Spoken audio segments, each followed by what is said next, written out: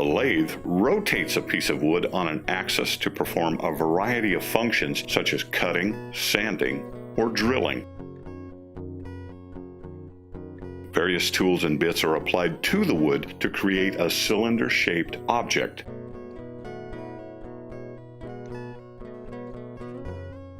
Each tool is designed to define specific shapes and create various depths in the wood. For example, this hand tool is meant to cut deeper and more narrowly into the wood than the last one, which creates a different depth. This tool is used to round out the edges of the piece.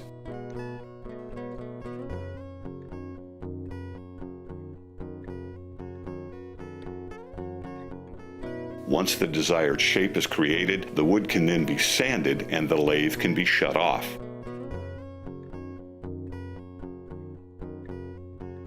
The piece is finished and ready for use.